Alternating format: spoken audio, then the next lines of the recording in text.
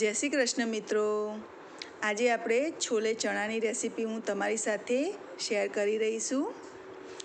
મેં અહીંયા 1.25 કપ છોલે ચણા લઈ લીધા છે। હવે આપણે એને પાણીમાં ધોઈ દઈશું।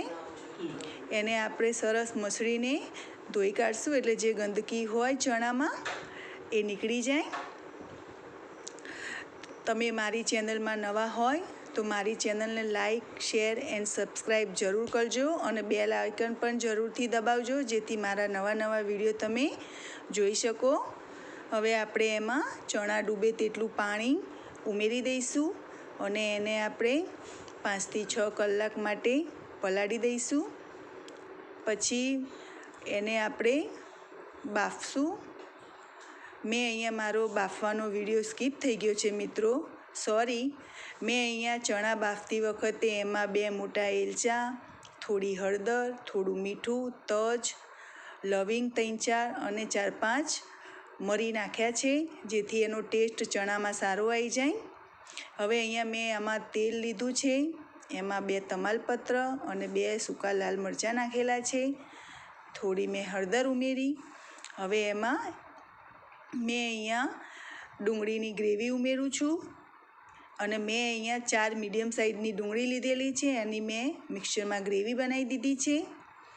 હવે એને હું સારી રીતે સાંતળીશું આપણે ધીમા ગેસ। આ બધી પ્રોસેસ મિત્રો સ્લો ગેસ ઉપર જ આપણે કરીશું અને એને હલાવતા રહીશું। આ ચોટે નહીં ગ્રેવી, એનું ખાસ ધ્યાન રાખવાનું મિત્રો। હવે આને આપણે ઘડીક ઢાંકણ બંધ કરીને ધીમા ગેસ ઉપર ચડવા દઈશું મિત્રો। પછી આપણે એમાં ટામેટાની ગ્રેવી ઉમેરીશું। આમાં મેં ટામેટા 3 મીડિયમ સાઇઝના ટામેટાં, 2 લીલા મરચાં, ટુકડો આદુ અને 6 હાથ કરી લસણની લીધી હતી અને આ બધું મેં મિક્સરમાં ક્રશ કરી દીધેલું છે અને આ બધું આપણે ધીમા ગેસ ઉપર જ આખી પ્રોસેસ કરવાની છે મિત્રો। અને હવે આપણે એમાં કુકિંગ પ્રોસેસ ફાસ્ટ થાય એ માટે આપણે થોડું મીઠું નાખીશું એમાં, એટલે સારી રીતે બધું કૂક થઈ જાય। આ બધું આપણે ધીમા ગેસે જ કરીશું આપણે અને આપણે પાછું એને ઘડીક ઢાંકણ બંધ કરી ચડવા દઈશું અને થોડી વારે મિત્રો આપણે ચેક કરતું રહેવાનું। આ જો મારે તેલ બધું છૂટું પડી ગયું છે।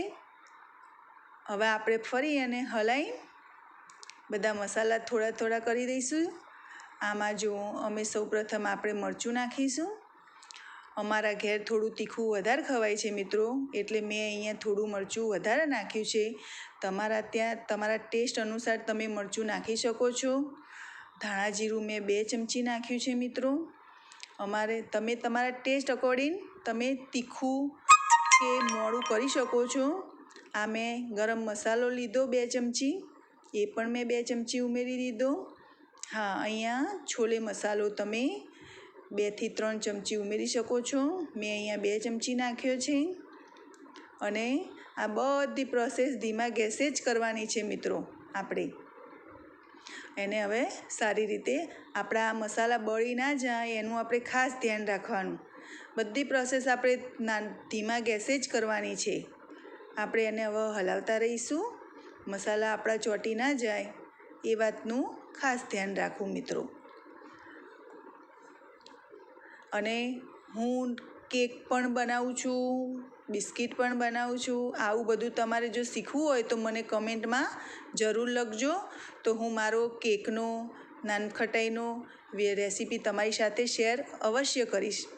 આ જો આપણી ગ્રેવી સરસ તેલ છૂટું પડી ગયું છે ને, હવે આપણી આ ગ્રેવી ડન છે, તૈયાર થઈ ગઈ છે। હવે આપણે હલાવીને એમાં મેં અહીંયા મગજતરીના બી પહેલાં થોડા પલાળી રાખ્યા હતા અને એની પેસ્ટ બનાવી દીધી છે। હવે આપણે એમાં ઉમેરીશું। તમે આ રીતે એકવાર સબ્જી બનાવજો, ટેસ્ટ કરજો અને પછી મને કેવી બની એ જરૂરથી કહેજો મિત્રો। આ રેસીપી તમે એકવાર બનાવશો તો વારંવાર બનાવશો। આ એવી ટેસ્ટફુલ બને છે। આ સબ્જી હોટલમાં પણ નહીં બને એવી આપણી આ સબ્જી બનીને તૈયાર થશે। હવે આપણે બાફેલા ચણા એમાં ઉમેરી દઈશું અને પંજાબી સ્ટાઇલ છોલે બનાવ્યા છે. મેં અહીંયા 2 ચમચી મલાઈ નાખી છે. તમે ક્રીમ પણ નાખી શકો. મારી પાસે ક્રીમ અવેલેબલ નહોતી એટલે મેં ઘરની ચોખ્ખી મલાઈ નાખી છે. હવે આપણે એમાં કસૂરી મેથી હાથેથી ક્રશ કરીને ઉમેરીશું. કસૂરી મેથી છેલ્લે જ ઉમેરવાની મિત્રો. એમ લાગે કે છોલે થઈ જવા આવ્યા છે બસ ત્યારે જ ઉમેર થોડું ગરમ પાણી નાખવાનું મિત્રો. હંમેશા એ વાતનું ધ્યાન રાખવાનું કે કોઈ પણ સબ્જીમાં તમે પાણી છેલ્લે ઉમેરવાનું હોય તો પાણી ગરમ કરીને જ એડ કરવું મિત્રો. તો હલાવી આપણે હવે ઢાંકણ એનું બંધ કરી દઈશું. હવે થઈ આપણી જો સબ્જી સરસ મજાનું તેલ છૂટું પડી ગયું છે. હવે આપણી સબ્જી રેડી છે મિત્રો. આ હવે આપણે પીરસવા લાયક થઈ ગઈ છે. જો કેવું સરસ તેલ છૂટું બધું પડી ગયું છે. આ સબ્જી તમે અવશ્ય એકવાર બનાવજો અને ખાજો. અને પછી ઉપર આપણે કોથમીર ભભરાઈશું. જય શ્રી કૃષ્ણ મિત્રો.